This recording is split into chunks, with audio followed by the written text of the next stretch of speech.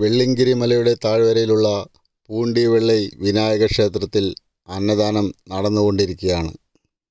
ശാപ്പാട്, പൊങ്കൽ, ഉപ്പുമാവ്, തൈര് സാദം മുതലായവയൊക്കെയാണ് അന്നദാനത്തിനുള്ളത്. ക്ഷേത്രത്തിൽ ധാരാളം ഭക്തരുണ്ട്. പല ഭാഗത്തും വാദ്യമേളങ്ങളും നടക്കുന്നുണ്ട്. ഇവിടെ നിന്നാണ് വെള്ളിങ്കിരി മലയിലേക്കുള്ള കയറ്റം തുടങ്ങുന്നത്. വഴിയോരങ്ങളിൽ മലയിറങ്ങി വരുന്ന ഭക്തർ ഉപേക്ഷിച്ച വടികൾ ധാരാളമുണ്ട്. അതിൽ ഏതെങ്കിലും ഒന്ന് എടുത്ത് നമ്മൾക്ക് നടത്തം തുടങ്ങാം. പ്രധാനമായും 7 മലകളാണുള്ളത്. ആദ്യത്തെ മല കയറുവാനാണ് ഏറ്റവും കഷ്ടം. കാവടിയുമായി കയറുന്ന ഭക്തരെയും നമ്മൾക്ക് കാണാം. നിശ്ചിത ദിവസം മാത്രമേ പ്രവേശനമുള്ളൂ. മല കയറുന്നവർക്ക് വേണ്ടി താൽക്കാലികമായ കടകൾ ചിലയിടങ്ങളിലെല്ലാം ഉണ്ട്. പ്ലാസ്റ്റിക് വസ്തുക്കൾ കൊണ്ടുപോകാൻ പാടില്ല. ടെൻ്റ് എവിടെയുമില്ല. മല കയറി മുകളിൽ പോയി താഴെ ഇറങ്ങുന്നതുവരെ താമസ സൗകര്യങ്ങൾ ഏതും തന്നെയില്ല. വാട്ടർ ബോട്ടിൽ, സ്ലീപ്പിംഗ് ബാഗ്, പഴം, ചോക്ലേറ്റ് മുതലായവ കയ്യിൽ കരുതാം. ഒരുപാട് സാധനങ്ങളുമായി മല കയറുന്നത് വളരെ കഷ്ടം തന്നെയാണ്. അതുകൊണ്ട് തന്നെ അത്യാവശ്യ സാധനങ്ങൾ ഇവിടെ കടകളിൽ നിന്ന് വാങ്ങുന്നതാണ് ഉത്തമം. നല്ല വില കൊടുക്കേണ്ടി വരും. മലകയറ്റത്തിന് തുടക്കം കുറിക്കുന്നത് ശിവരാത്രി നാളിലാണ്. അടുത്ത ബുദ്ധ പൗർണമി വരെയാണ് സമയം. രാത്രികാല ട്രെക്കിംഗ് അനുവദിക്കുന്ന അപൂർവം ചില സ്ഥലങ്ങളിൽ ഒന്നാണ് ഇവിടം.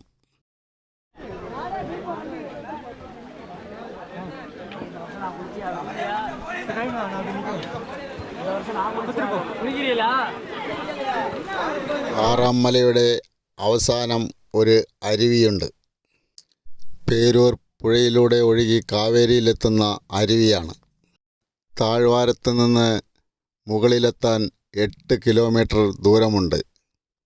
മലകയറ്റത്തിന് ഏകദേശം 6 മുതൽ 7 വരെ മണിക്കൂർ സമയമെടുക്കും. അധികം ഭക്തരും രാത്രിയിലാണ് മല കയറുക.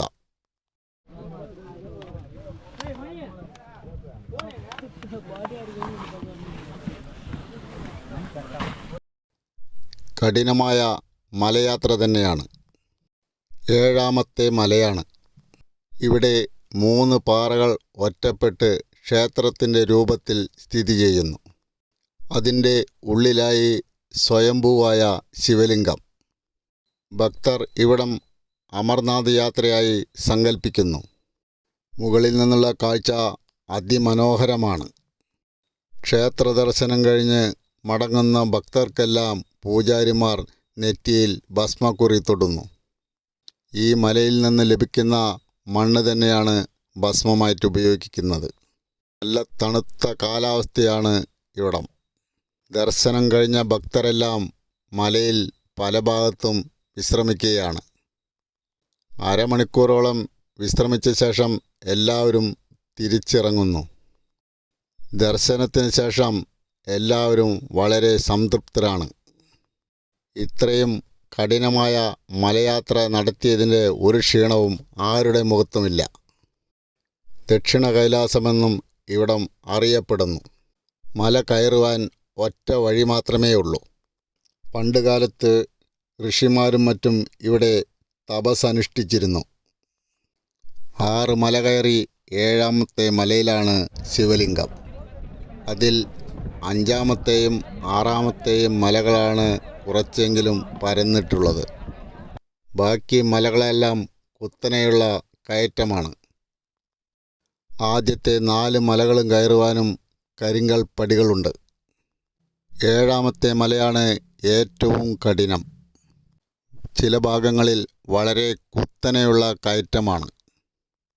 മൂലധാര, സ്വധിഷ്ഠനം, മണിപ്പൂരകം, അനച്ചാത്തം, വിശുദ്ധി, ആജ്ഞ, സഹസ്രാരം എന്നിവയാണ് മലകളുടെ പേര്. ഏതായാലും ഈ മലയാത്ര ഏതൊരു ഭക്തരിലും വളരെയധികം സംതൃപ്തിയും സന്തോഷവും ഉളവാക്കുന്നു. യാത്രയിൽ സ്ത്രീകളെയൊന്നും അധികമൊന്നും കണ്ടില്ല. ചെറുപ്പക്കാരാണ് അധികവും.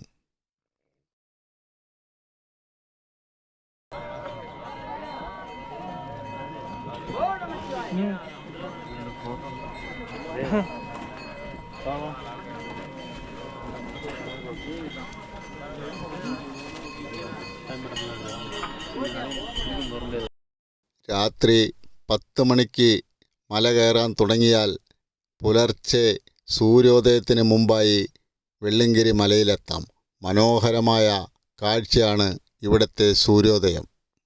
പൂണ്ടിവള്ളി വിനായക ക്ഷേത്രത്തിൽ നിന്നാണ് മലകയറ്റം ആരംഭിക്കുക. ഇവിടെ എത്താൻ കോയമ്പത്തൂർ ഇഷയിൽ നിന്ന് ഓട്ടോയും ബസ് സൗകര്യങ്ങളും എല്ലാമുണ്ട്. ഇഷയിൽ നിന്ന് 1.5 കിലോമീറ്ററോളം ദൂരമേയുള്ളൂ വിനായക ക്ഷേത്ര പരിസരത്തേക്ക്.